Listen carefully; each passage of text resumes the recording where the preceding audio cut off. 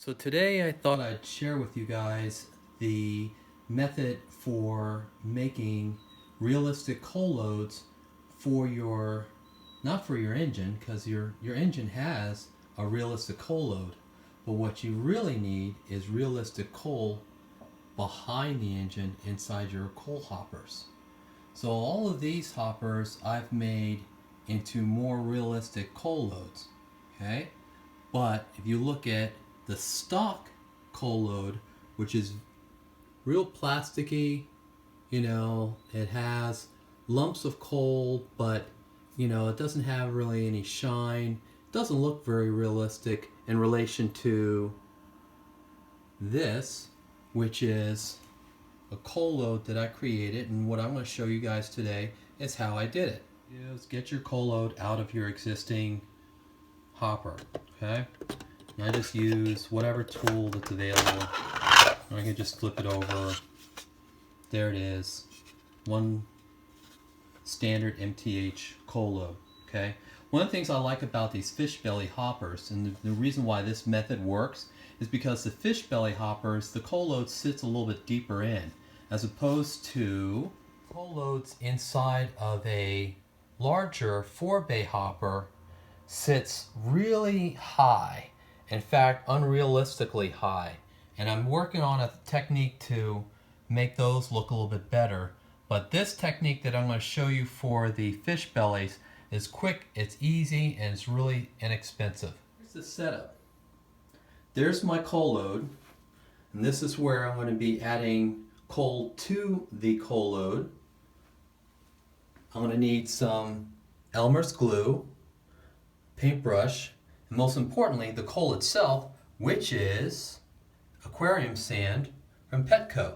It's just black aquarium sand. Got this big old bag. Probably didn't cost me hardly maybe $5. I don't remember. It's been so long since I've gotten it. But this works really well. Plus it's clean and it's dust free. First step is put some glue on the coal load like that. Just liberally on there. Enough so that you can cover the entire coal load. And then use the paintbrush to smooth it on. So here now I'm going to use my paintbrush, smooth it on, get into all the nooks and crannies. If some drips off the side, it's okay, because we're going to use an X-Acto knife to clean off the excess. You don't put on enough glue, you can always add some more. I'm doing this in a sink where, if I drip some or miss some spots, then I can always just add a little bit more, and it makes cleanup a lot easier.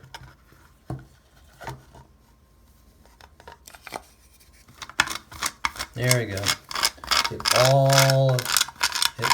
Make a nice even thin coat. This is a brush I've used before, and so it's a little sticky, it's a little stiff, but I don't mind because it gets the glue into all of the nooks and crannies of the coal load. Okay, get it all down the sides like that. How's that? Okay, nice and even. That didn't take too long.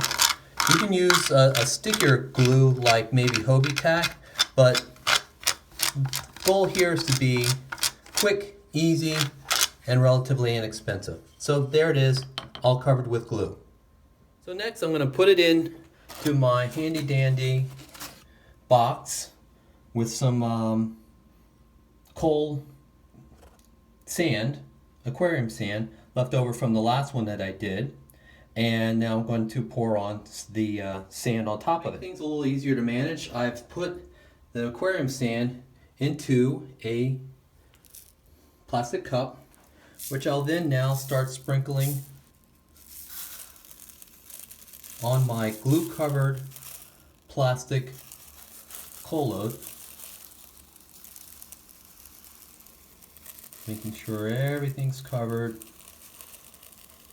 Any excess will go into the box which will get recycled if it hasn't gotten sticky with glue. There. It's easier to do when you're not holding a camera and doing this, but you guys get the general idea. Okay? Good, all nice and covered. Make sure it's all kind of tamped down to try to get the pieces, make it in contact, make it firm contact with the glue underneath. Once again, don't worry about any that gets over the edge, because we're going to scrape that excess off with an X-Acto knife.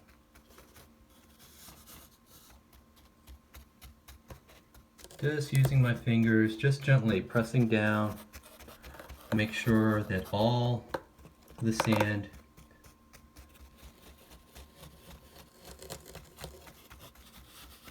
is on. Now some of you might say that, well, you know, the sand is too fine to replicate coal, but I like that it has a nice shine. And the most modern day coal loads, they're using a finer grade, smaller coal bits. And you know, when you see it on camera, it comes off very convincing as coal. Okay, next step, well, we're pretty much done. There's my coal load. Okay, maybe let some of the excess fall off just a little bit, not too much, because I want any to make contact as much as possible. So like that, shake it off, all right? Then I'll come down here, put on a paper towel,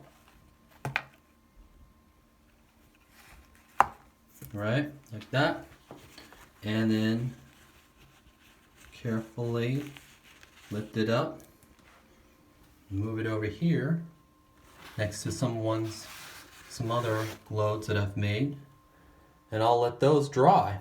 Okay, now it's ready for the last step. We're gonna take our coal load, which is dried overnight, and you may not need to have it dry that long, but what I'm gonna do is I'm gonna set it over here, and I'm going to use my X-Acto knife, and I'm gonna trim off any of the coal that is sticking to the sides so that it slides in nicely into our coal car. Set up the camera so that you can watch as I go through here. And I'm just going to run this X-Acto knife just down the side. Just kind of scrape off any of the excess.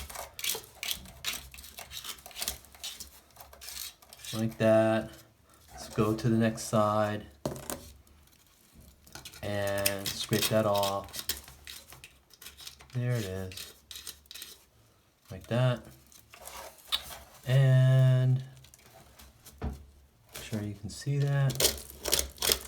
Scrape off any of the excess sand and glue that has gathered in on the side. Clear that off. One more side. And that should just about do it. All right.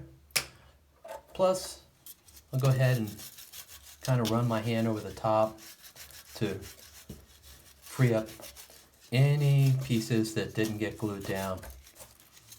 And there is our completed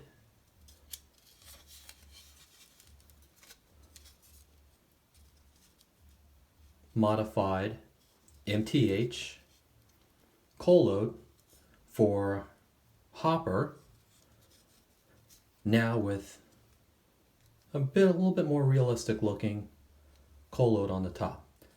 Next, let's go see what it looks like on the train. So once again, here's before. This is an MTH fish belly coal hopper with the standard coal load that comes with it, kind of plastically looking. Next, we're going to drop in the modified coal load that we did. And as you can see, looks a lot better. Yes, I think so.